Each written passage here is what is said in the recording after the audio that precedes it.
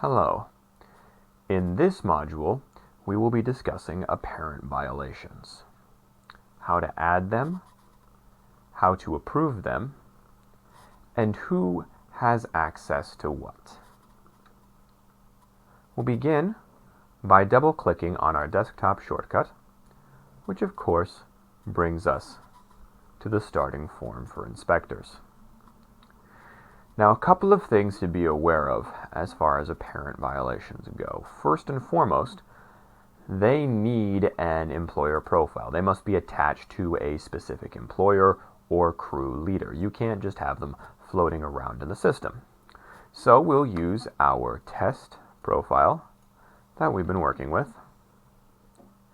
and select the employer button to bring up the year profile and command palette.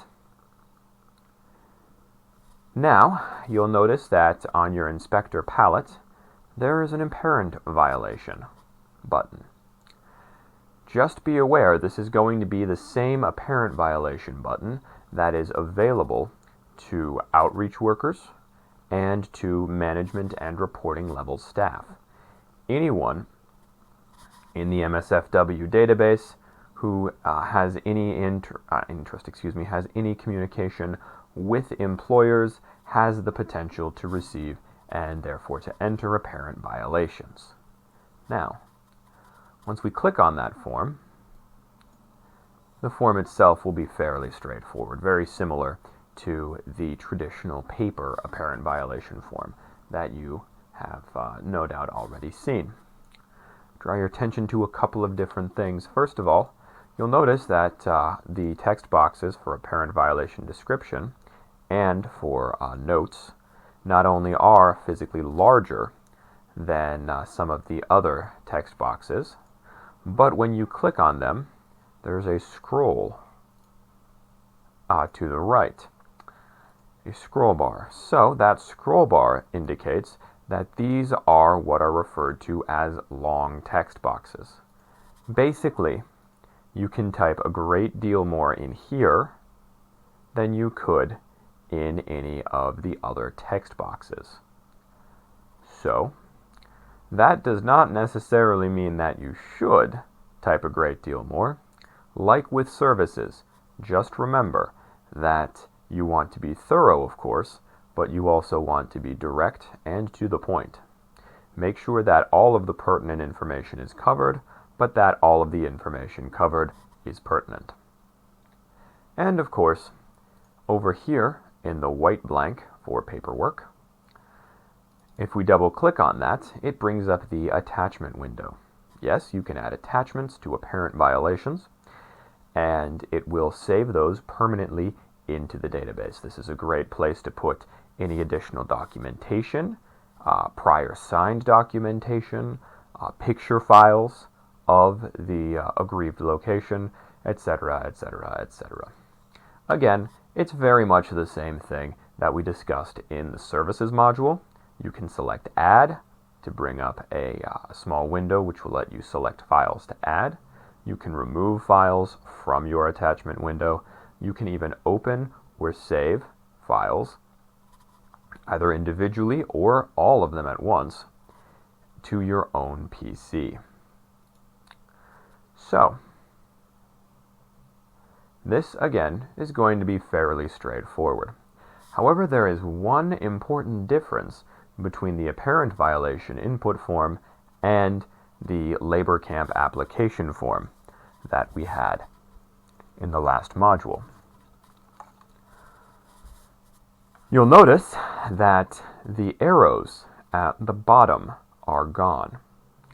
This is particularly important due to the somewhat interesting nature of apparent violations.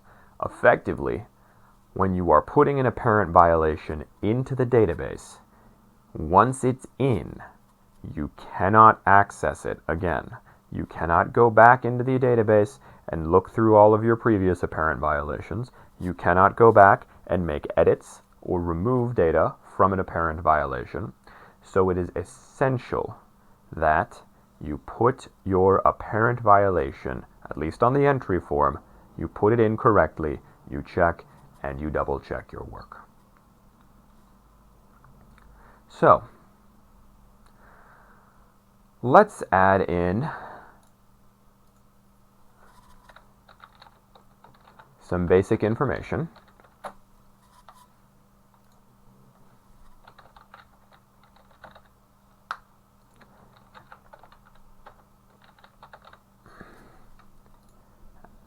And of course, be sure to add the incident date, as well as any other pertinent date information.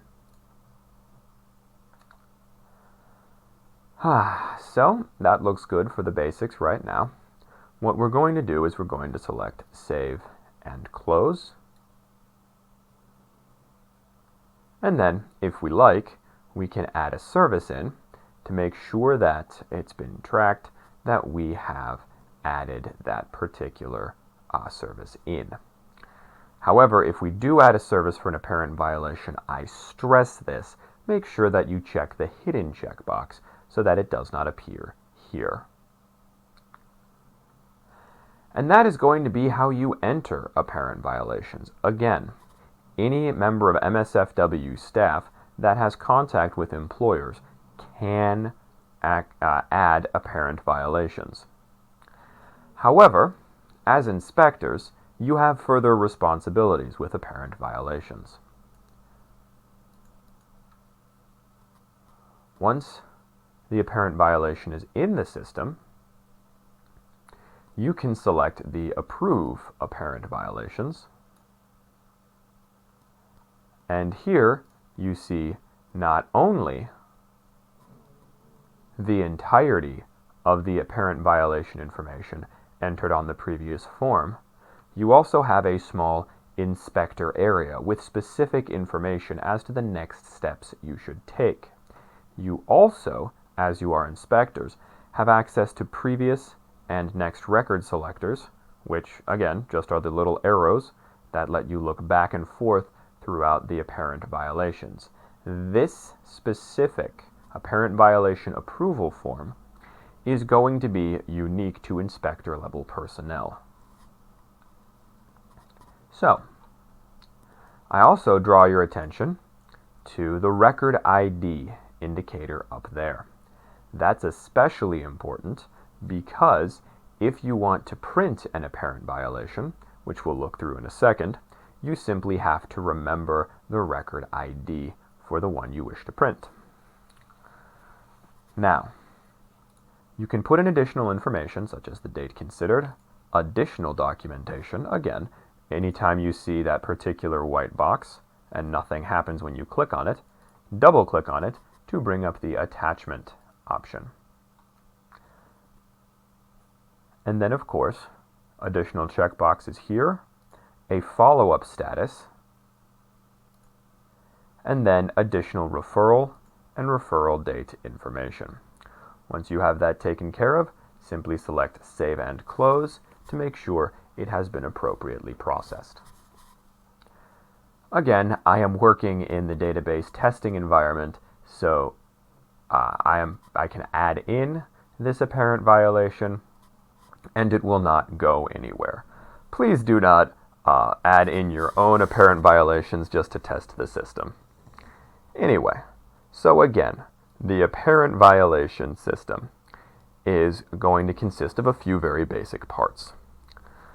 The apparent violation is viewed or understood by any level of staff that have contact with employers. That staff then goes to their appropriate database and enters the apparent violation into the database using the apparent violation entry form on the inspector or outreach palette command box. Then, once that information has been added into the database, an inspector level personnel simply goes into Approve Apparent Violations and looks through the information, adds or does anything else as necessary dependent on the apparent violation, and then closes out and finalizes it. Just make sure that when working with apparent violations, you keep the appropriate members of your team, usually manager and supervisor level staff, appraised of the situation.